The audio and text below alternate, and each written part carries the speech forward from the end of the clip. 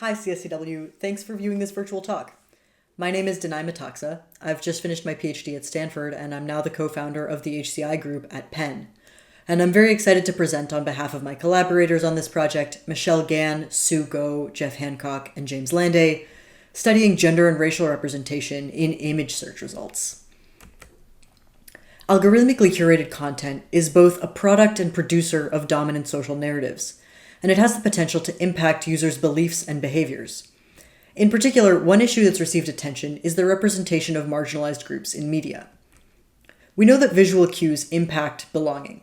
Prior work has shown that visual cues in online content can make a university or college course more appealing to students, and the same has been found to be true for employees at a company or customers of a business. These cues are important for marginalized people. They indicate that an organization might be more welcoming to them. But importantly, the effects of visual representation are not restricted to those groups alone. Visual diversity signals inclusivity to everyone. In this paper, we conduct two studies aimed at understanding visual representation in algorithmic content. In particular, we choose to focus on one highly used and influential such system, image search. So we structure our two studies with these two research questions. The first, what content appears in image search results? And the second, how does that content impact users towards building systems that do better? Let's start with that first question.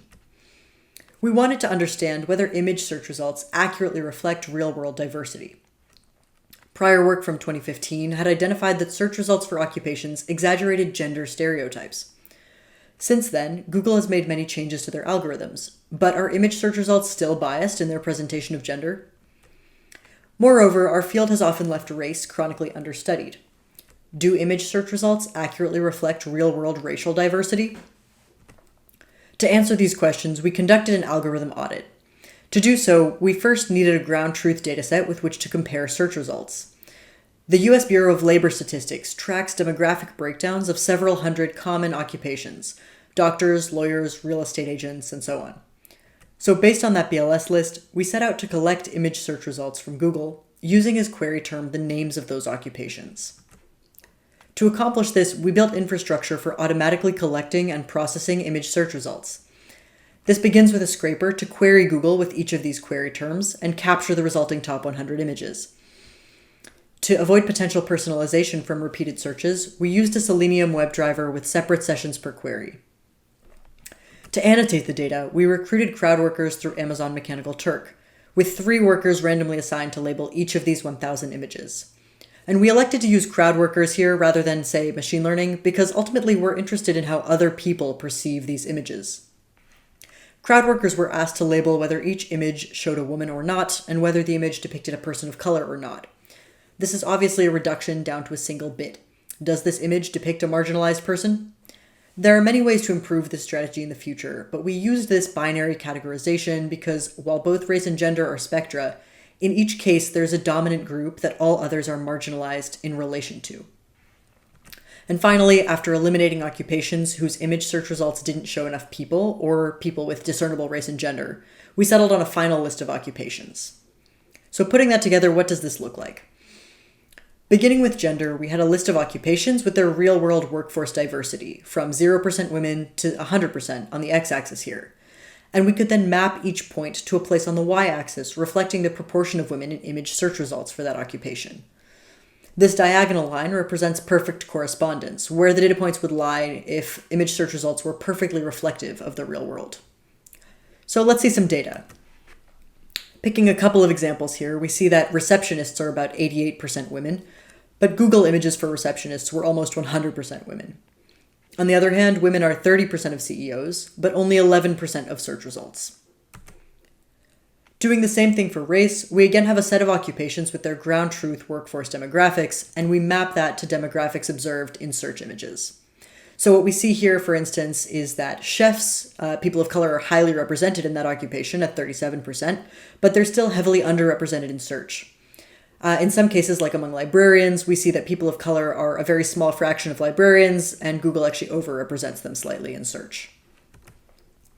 To quantify the degree of underrepresentation in these cases, we fit generalized linear models to the data, predicting Google representation from BLS data. Visually, we can see that there's generally an underrepresentation of women and people of color relative to the workforce, even more so in the case of race than of gender. And to test whether the model's predictions at the overall workforce average, those are the vertical dotted lines, was statistically significantly different from the proportional representation on the diagonal line, we examined the model's predictions at that x value and found that indeed these predictions were statistically significantly lower. So for digestibility, we can say that for an occupation with 50% women, this model predicts that images will show 42% women. For an occupation with 22% people of color, the model depicts that images will show 16% people of color. So going back to that first question, we find that actually, no, images systematically underrepresent women and people of color relative to workforce participation rates.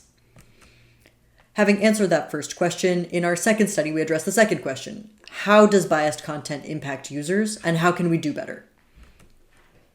First, we selected a set of 10 occupations, 5 for race and 5 for gender, in which marginalized people are heavily underrepresented. We chose these as they're among the most high-impact examples, since marginalized people may already feel that they don't belong. And we created synthetic image search results pages using the actual images collected in the earlier study. So for each of these 10 occupations, we had 3 synthetic search results pages. One with images predominantly of the dominant group, one with images predominantly of the marginalized group, and another with equal representation. And we designed a randomized controlled study, exposing participants in the studies to one of these 3 conditions at random. After that exposure, we asked each participant questions about 3 measures of interest on a 7-point Likert scale: their perception of how inclusive that occupation is, their interest in joining the occupation, and whether they felt they would belong or be valued in it. So what did we find? Let's see here how to first read the figures I'm about to show you. So the first dimension we varied, gender, is shown here along the x-axis. We can see how participants' perceptions of occupation inclusivity changed as the proportion of women in those results was increased. Second, each of those search results also had some distribution of racial representation, and that's shown here with 3 different lines showing participant responses on the outcome measure as the proportion of people of color was increased. So for this first measure, inclusivity, we find that greater representation of marginalized groups makes occupations seem more inclusive across the board. Reading left to right, participants' expectations of inclusivity generally increased the more women they were shown, and examining the 3 lines separately, we find that more people of color in those images also had a positive impact on inclusivity. And we validate these findings statistically. Next, let's examine results in the same format for the second measure, participants' reported interest in an occupation. Here we see somewhat different results. While increasing racial representation does slightly increase interest in the field, increasing gender representation actually had a borderline negative effect on participants' interest in the field. And again, we confirm this finding statistically. So in this case, search results with more women, if anything, had a negative effect on our outcome measure. What might explain this? One possible explanation is occupational feminization, a set of theories in social science that describe the cultural turn that happens as women become more represented in an occupation, and the closely related idea that pay and other status markers decrease as women's representation increases. So although we have reason to believe that increasing women's representation in image search perhaps is a normatively good idea, in some cases it might empirically lead to counterintuitive and even counterproductive outcomes. Now going back to this setup, there's one more piece missing. We also collected demographic characteristics like race and gender for each participant.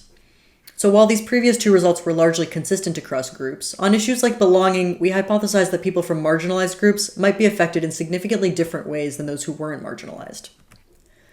So first, examining sense of belonging as women's representation was increased, separating participants by gender, we see that women's representation had a significant effect on participants' sense of belonging, but this effect was heavily moderated by participant gender. We find that women's sense of belonging improves with greater representation, while men's declines. And again, fitting a linear model to this data, we see that gender in search results and participant gender both had a significant effect on sense of belonging.